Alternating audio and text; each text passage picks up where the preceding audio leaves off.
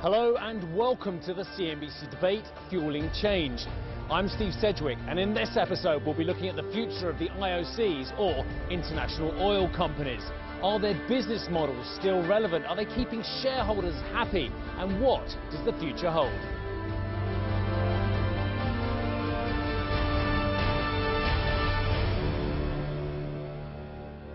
This meeting, of course, is against the backdrop of a much healthier oil price for pretty much most people in the room, and it seems the consumers are still pretty happy at this level as well. So what we really want to know from this is how these excellent gentlemen with us here are managing to drive growth. And it's not just about price, of course. It's very easy to think about when the price is at a higher level, investment is back on as well. Understanding the environment as well, from a regulatory point of view, from a government point of view. Are we getting something cohesive from government that is giving a decent background for investment? And of course, the IEA has been making the point that the last couple of years, investment has been woefully low for medium and long-term projects as well.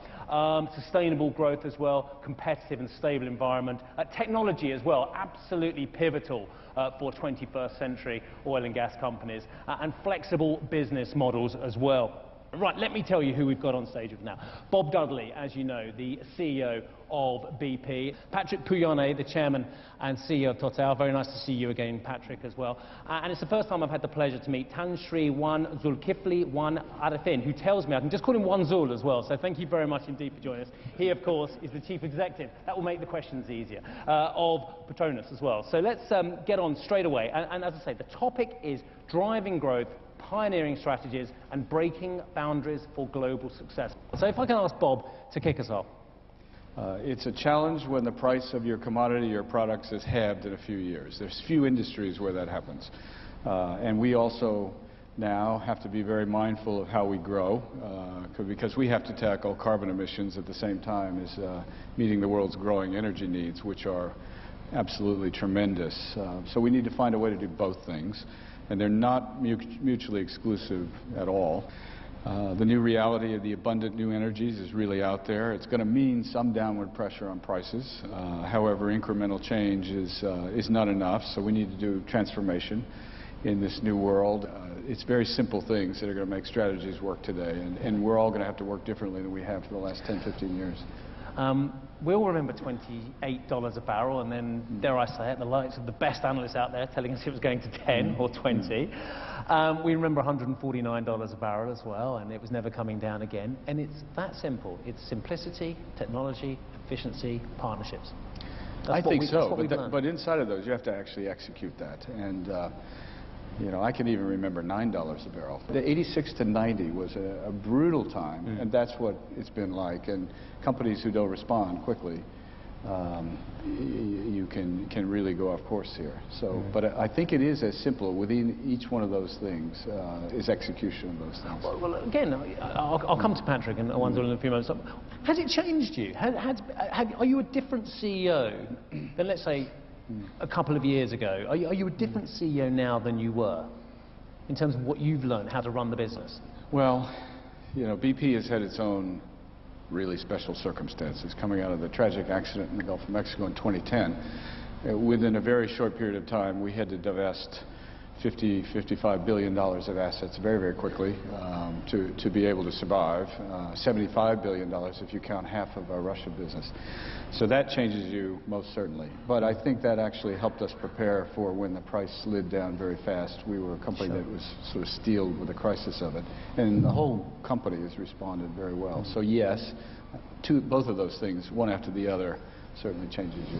Patrick, how are you adapting in the 21st century to a lot of the realities we're seeing? And you've been through a lot of the same processes as Bob has. Obviously, you didn't have the Macondo to contend with as well, but a lot of cost cutting. But it's not just about that, is it? Yeah, no, I think Bob described very well and what we are all trying to do. I think I maybe will say it with other words, but what we learned from the last 3 years is that we need to be able to combine a strong discipline on one side and still an ambition to grow, because we need to think long term, because we need to answer to the demand of energy for the world. This is our mission. To have a permanent eye on what is the break-even of our portfolio of our assets because we don't control the price of oil. So we came back to basics, in fact. We have to be excellent on what we control. And what we control is our safety, is the availability of our plants, is the cost of our operations, it's obviously our capital allocation. And in fact, fundamentally, what we have to do is to select the assets on which we want to invest and to get, at the end of the day, a resilience to the volatility of the oil price. So it's a full value chain. And this is an important lesson for us because when we think to our future, we think to oil, we think to gas. And this is why today you see our company trying to integrate the gas value chain as we have done historically in oil. This is basically because, again, I know people speak about oversupply of LNG, etc., but the answer is integration.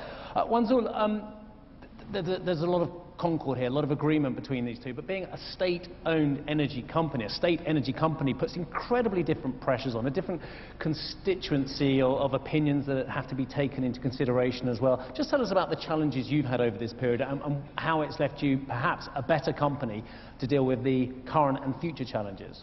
I think the first thing when I reflect back what we did during the past 2-3 years, maybe I can categorize into two categories. One is our short-term immediate response, and secondly is for a longer-term sustainable business. I think for the short term, first thing that we did was we ensured that our cash generation was at its optimum. I think that's the first thing. Secondly, we took this opportunity to really look at our processes and systems, mainly to simplify most of them with the end result of cutting costs. So that was the second one. We were undertaking one of the biggest projects we have undertaken in the whole history of Petronas. But on the longer term, we decided that we would look at our talents, how we manage our talents in the longer term.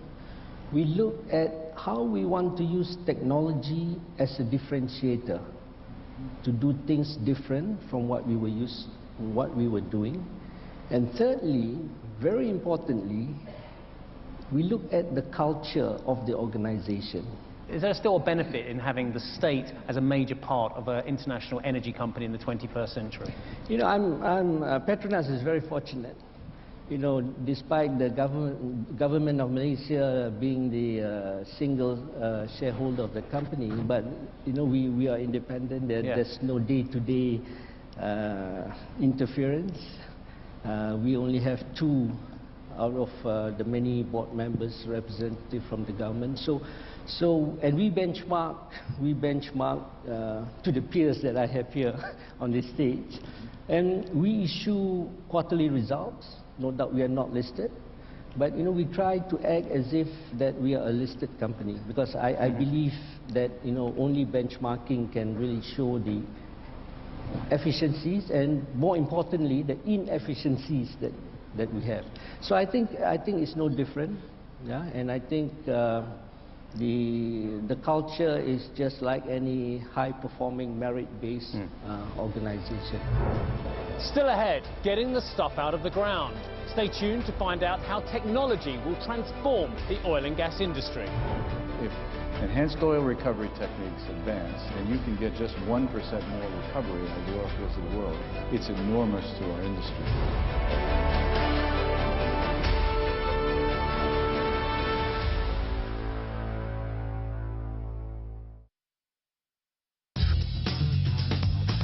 It depends on the city by city. The economics depend city by city because, as you can imagine, Asia is very, very complex. So if you're hosting an event in Japan versus Shanghai versus Bangkok versus KL, the economics are very, very different. So which city is most profitable for you? I would say Philippines is probably, one of our most exciting markets. But I look at all, China is very exciting for us. We're making a lot of headway there. Thailand has been exciting, and Singapore too. So we've been really embraced by all the different countries, and I'm being grateful for that. Overall, you're making money? You know, like every startup, we're in investment phase right now. So my main thing that I look at, and so I have key metrics that internally we look at. We look at social media video views, we look at social media impressions, we look at TV ratings, we look at broadcast hours, and we look at our footprint. Once you get all these metrics up and it becomes popular part of mainstream culture, then what happens is then the economics flows.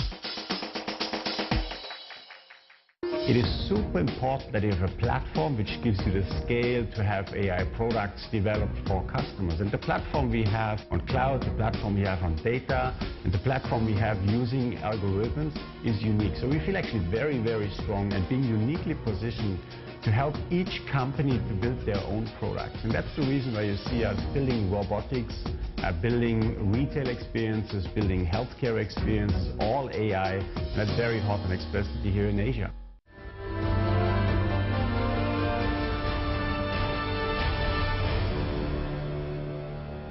Bob, Patrick, do you have to work differently in the 21st century, dealing with national... Am I wrong making a differentiation so sharply between NOC and IOC now? When you have a state partner versus a private sector partner, how does that change the way that you drive growth in that partnership? I think that all the companies, all of us, have slightly different cultures along a spectrum. So everyone What's the has a different BP culture? Deal with crises, act fast, be efficient, and there's a great business phrase. It's probably 20 years old now. I don't know who said it, but it was culture trumps strategy every time.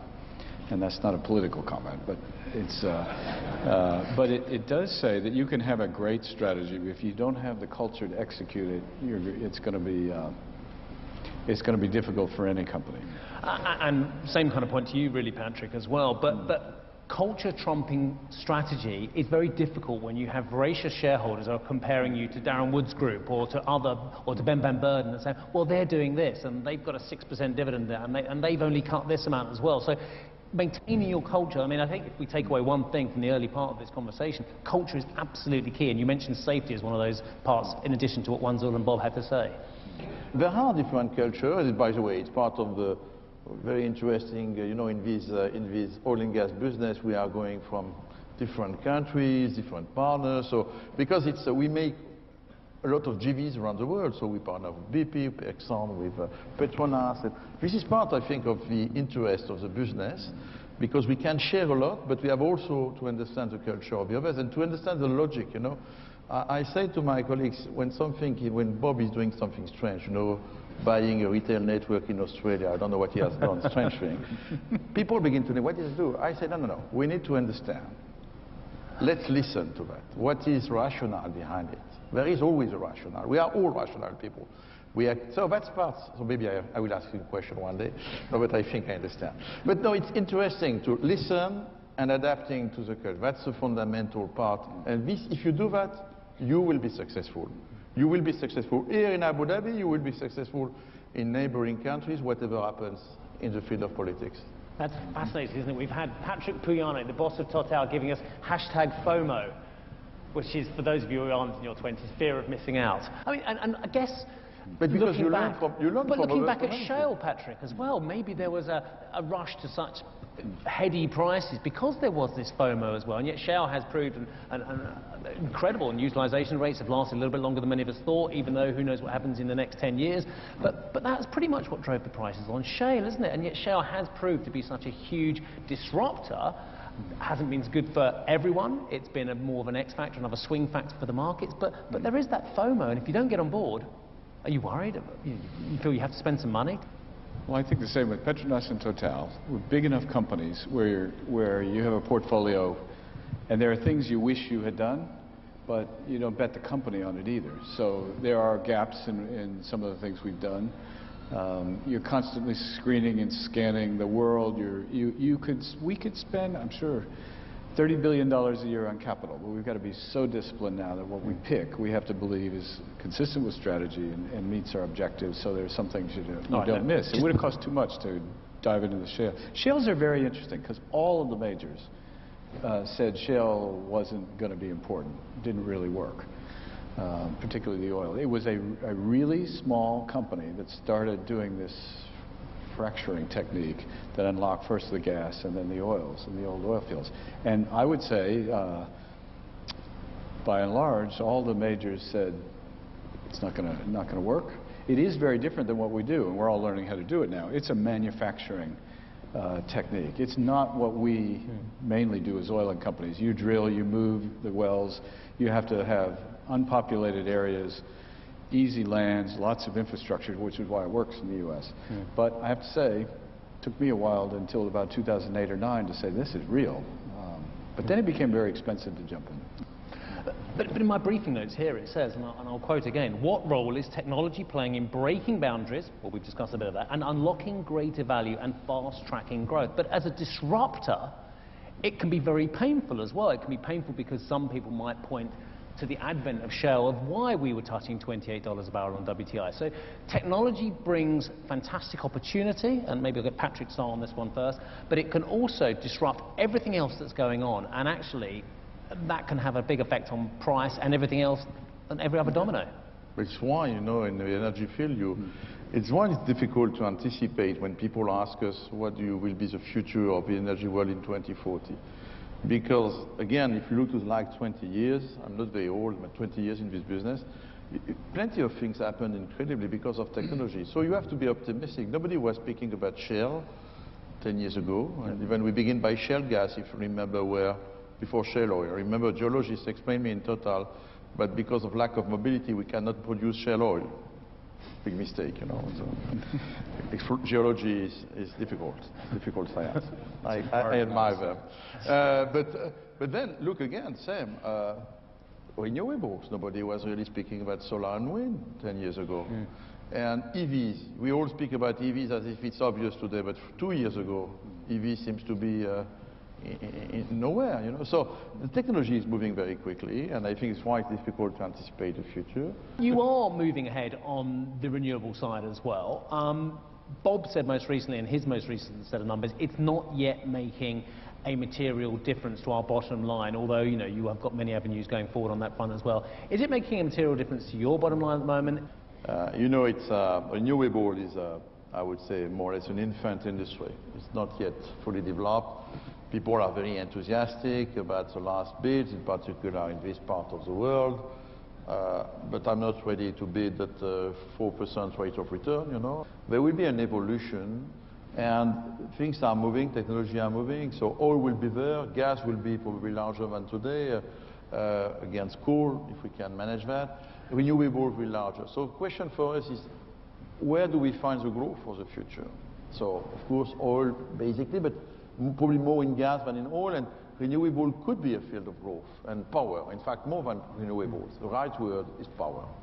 Because the more I look to the evolution, we can see that, in fact, the power demand this century will go quicker than the energy demand. That's a fact, and you can read all the studies. So how do you produce power? You produce power with gas. Forget coal, it's dirty, so I will not, it's very dirty, I can tell you. So stop all your investments in coal. I mean, it's terrible, you know, and it's terrible. It's not responsible. I don't know what we can speak about CSR and coal. For me, it's incompatible. So forget coal.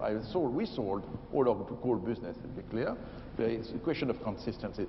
So gas to produce power, or renewable to produce power. So if you have a common, a strategic answer, for me, it's more producing power. Well, I'm reflecting on something Patrick said, and thinking earlier, you talked about IOCs and NOCs. This subject of renewables, low carbon energy, really gets to the fact that we have shareholders sort of everywhere, and NOCs tend to have national governments as their shareholders. And I'm struck as I go around and meet our shareholders that there are some that push us very hard to getting into low carbon energy and almost want you to get out of oil. And then there are other shareholders who say, I don't want you investing in renewable energy. If I want to invest in renewable energy, I'll go do it. I want you to do what you do. And then you've got the third group who just want the dividend. And then, yeah, some people say, just please keep the dividend. But those are the pressures that are on us that are different, short-term and long-term. These technologies will come. It's the integration point again, combining renewables with natural gas. I think it's natural for all the energy companies to get into. But there's one, you asked, the first question I think was about what technology we haven't invented maybe that could revolutionize what we do. And I think it's actually wringing more oil and gas out of existing reservoirs instead of finding more. I mean, if enhanced oil recovery techniques advance, and they are doing it, and you can get just 1% more recovery out of the oil fields of the world, it's enormous to our industry. Still ahead, how changing political landscapes are changing business models. The reality is our policymakers or politicians, they either need to get more educated or be more honest, one or the other.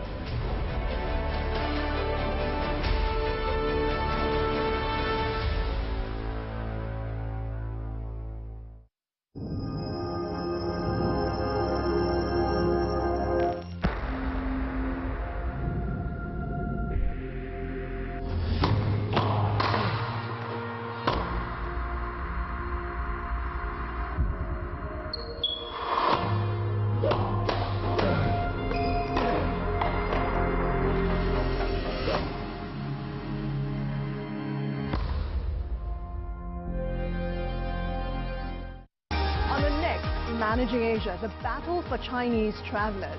Outbound definitely is very important for us. So we made lots of investment in the outbound business. There is one product we offer. It costs $200,000 USD per person. So guess how long did it take us to sell? How long did it take to sell? 17 seconds. Is the Skyscanner acquisition finally paying off? Jane Tsin, CEO of Ctrip, China's largest travel site, on the next Managing Asia. Gary Cohn, live from the White House. First Jobs Report reaction. What it says about the economy. Squawk on the Street tonight. On Fallon, Kate McKinnon and Patton Oswalt take on Virtual Dictionary. Plus Wiz Khalifa with Ty Dolla $ign and Roy Moore's campaign slogan. Roy Moore, don't Google me. This weekend.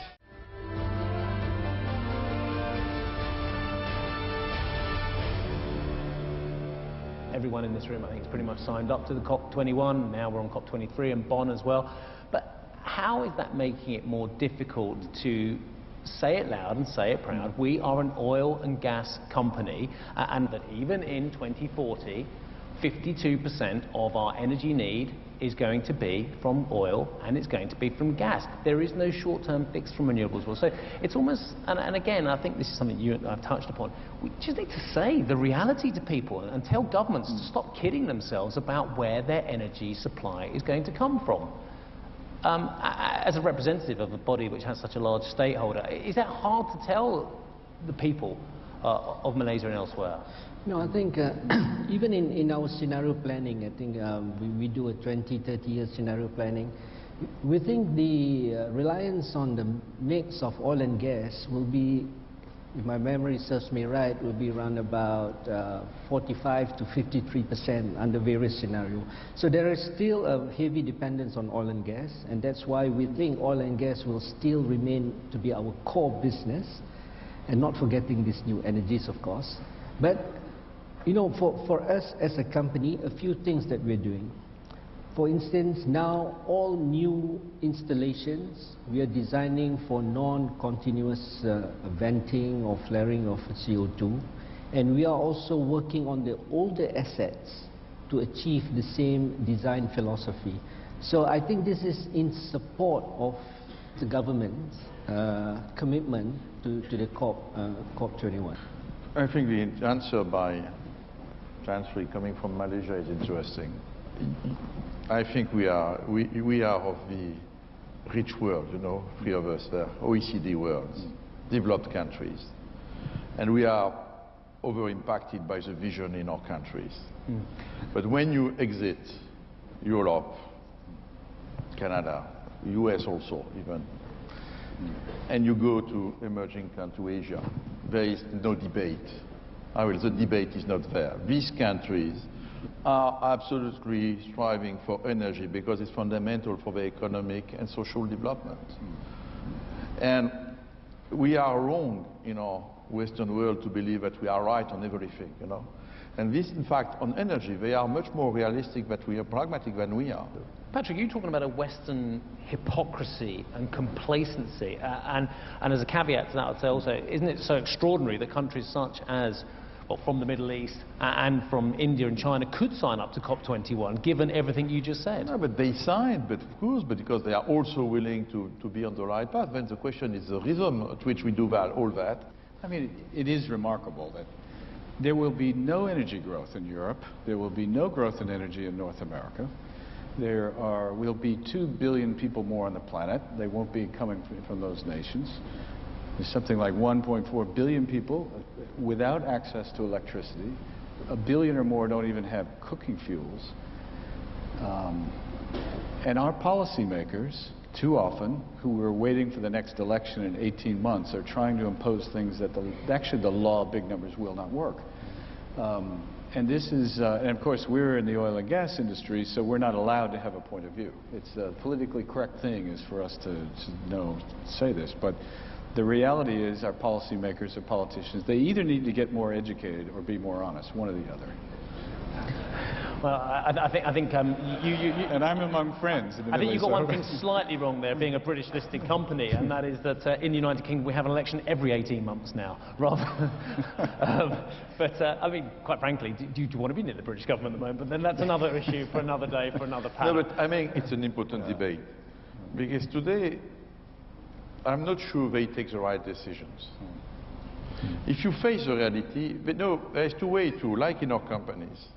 When you want to adapt, either you dream or you face the reality. If you dream, you can take wrong decision or no decision. So it's a serious debate because, you know, and it's a very difficult debate because it's a long-term debate. You know, it's a long-term impact, you know, medium long-term, I would say 10, 15, 20 years.